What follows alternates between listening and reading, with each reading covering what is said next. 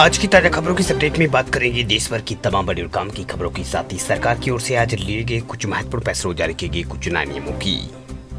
तो बुलेटिन शुरुआत करते हैं आज की पहली बड़ी खबर से। तो पहली बड़ी खबर देखिए, एक से ज्यादा सिम कार्ड खरीदने वालों पर अब नकेल कसेगी सरकार, ला रही है नया नियम। सिम कार्ड से जुड़े नए नियम जो है यहाँ पर आए दिन बदलते रहते हैं। हाल में जो है सिम कार्ड को लेकर एक नया नियम आया था, वही अब सरकार ने एक और नया नियम जो है निकाल दिया है, जिससे अब जो है एक से ज्यादा सिम कार्ड खरीदने वाले लोगों की परेशानी हो सकती है।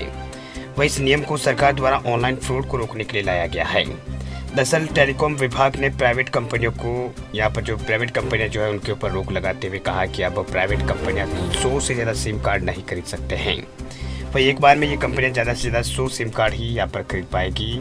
माना जा रहा है कि सरकार द्वारा ये कदम ऑनलाइन फ्रॉड को रोकने के लिए लगाया गया है, यानी ये नया नियम लाया गया है। दरअसल ऑनलाइन फ्रॉड को रोकने के लिए ये नियम यहाँ पर लाया जा रहा है।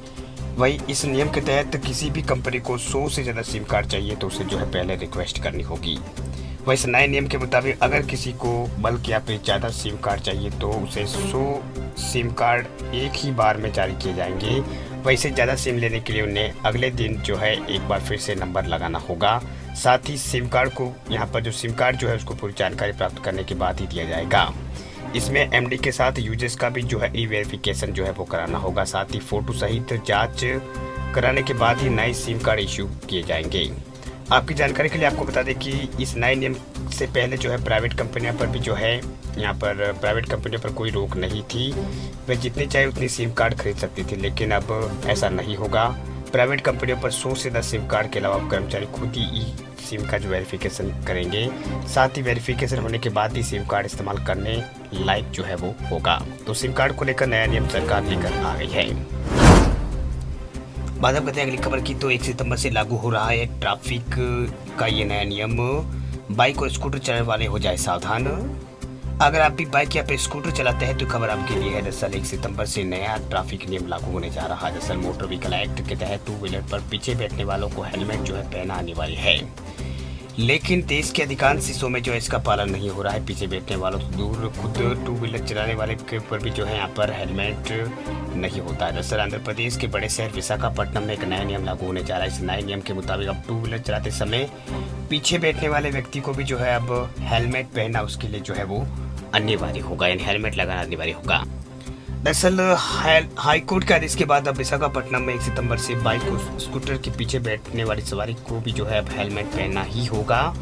वही सरकार ने इस नए नियम के लिए यहाँ पर इसको इसलिए लागू किया ताकि शहर में बढ़ते हादसों पर काबू पाया जा सके। इसी को देखते हुए फैसला लिया गया। विशाखापट्टनम के पुलिस आयुक्त ने और जिला कलेक्टर और जिला सड़क सुरक्षा समिति के अध्यक्ष ने जो है हाल में एक बैठक करते हुए बताया कि अगर आप इन नियमों का पालन नहीं करते हैं तो आपको परेशानियों का सामना करना पड़ सकता है।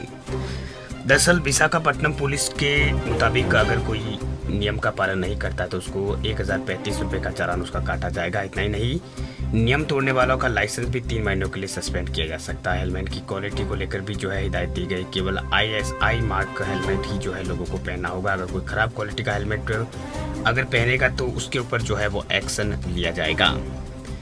वही आपको यहाँ पर इस वीडियो के माध्यम हम आपको ये बताना चाह रहे हैं कि सिर्फ हेलमेट सिर्फ चालान बचने के लिए नहीं, बल्कि आप अपनी पीछे वाली सवारी की सेफ्टी को ध्यान में रखकर ही पहने, क्योंकि अगर एक्सीडेंट हुआ तो आपके सिर में जो है यहाँ पर चोट लग सकती है और कई केसों में जो है यहाँ पर लोगों की जान भी इसमें यहाँ पर जाती है। तो हेलमेट वालों के लिए हाईकोर्ट के आदेश के बाद विशाखापट्टनम में 1 सितंबर से बाइक स्कूटर के पीछे बैठने वाली सवारी को भी हेलमेट पहनना ही होगा। अगर कोई इस नियम का पालन नहीं करता है तो उसके ऊपर 1035 रुपये का जुर्माना लगाया जाएगा। बात हम करते हैं अगली खबर की। तो अगली बड़ी खबर देखिए, बिना अकाउंट के होगा पेमेंट। यूपीआई में हुआ है बड़ा बदलाव, केवल इन लोगों को ही मिलने वाला है फायदा। भारत में डिजिटल सुविधाओं के आने के बाद अब लोग जो है यूपीआई पेमेंट को लेकर काफ़ी जो है यहाँ पर मतलब लोग यूपीआई पेमेंट का काफ़ी इस्तेमाल कर रहे हैं। छोटी दुकान से लेकर बड़े मॉल तक यूपीआई पेमेंट के जरिए लोग आसानी से पैसों का लेन देन करते आ रहे हैं। ऐसे में जो NPCI जो है national payment corporation of India UPI payment में कुछ बदलाव यहाँ पर अब कर रहा है। इस बार जो है फिर से जो है यूपीआई पेमेंट का एक नया बदलाव किया गया है। इस नए बदलाव के बाद आप बिना बैंक अकाउंट के भी यूपीआई पेमेंट कर सकते हैं। हालांकि ये सुविधा कुछ ही लोगों को मिलने वाली है। दरअसल यूपीआई में बदलाव के कई कारण होते हैं, लेकिन इसमें सबसे बड़ा कारण यह है कि ज़्यादा से ज़्यादा लोगों तक यूपीआई की पहुंच बने, इसलिए ये नया बदलाव लाया गया है कि अब जिसके पास बैंक अकाउंट नहीं है वो भी यूपीआई की सुविधा का इस्तेमाल कर सकता है। बता दें आपको कि यूपीआई यूज़ करने के लिए आपके पास बैंक अकाउंट या आधार से लिंक मोबाइल नंबर होना अनिवार्य यहाँ पर होता है, लेकिन अब बिना बैंक अकाउंट के भी आप जो है नई सुविधा का इस्तेमाल कर सकते हैं। आपको बता दें कि यूपीआई पेमेंट को कई अलग अलग ऐप्स के माध्यम से किया जाता है। भाई अब बिना बैंक अकाउंट वाले शख्स को अपने परिवार के किसी भी सदस्य से यूपीआई पेमेंट जो है वो यहाँ पर उसके यूपीआई अकाउंट का इस्तेमाल जो है वो कर सकेगा। इसे यहाँ पर डेलीगेट पेमेंट सिस्टम जो है वो कहा जाता है। उदाहरण के तौर पर अगर कोई आपके परिवार में किसी सदस्य के पास बैंक अकाउंट है तो उसका इस्तेमाल कोई अन्य यूजर्स भी जो आसानी से कर सकता है। इसकी खास बात यह है कि वह यूजर्स अपने एक्टिव यूपीआई का यूज़ अपने ही मोबाइल से जो है वो कर सकता है।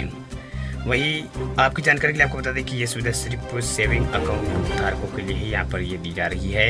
वही क्रेडिट कार्ड या फिर लोन अमाउंट वाले ग्राहकों को इस सुविधा का लाभ नहीं मिलेगा, जिसमें जिसके मेन अकाउंट होगा उससे पूरे कंट्रोल वो कर सकता है। वही जिसे चाहे उससे पेमेंट करने की जरूरत दे सकता है। परमिशन मिलने के बाद यूजर्स अपने ही मोबाइल पर यूपीआई पेमेंट कर सकता है। वही एनपीसीआई मान रहा है कि सुविधा को देने के बाद यूपीआई पेमेंट में उछाल जो है देखने को मिल सकता है। वीडियो अच्छा लगे आपको तो लाइक करें इस वीडियो को, और चैनल पे आप नए चैनल को सब्सक्राइब करें और साथ में आप बेल आइकन को भी दबा दें ताकि खबरें जो है इसी तरह की आपको रोजाना सबसे पहले मिलती रहे। पूरा वीडियो देखने के लिए आपका बहुत बहुत धन्यवाद।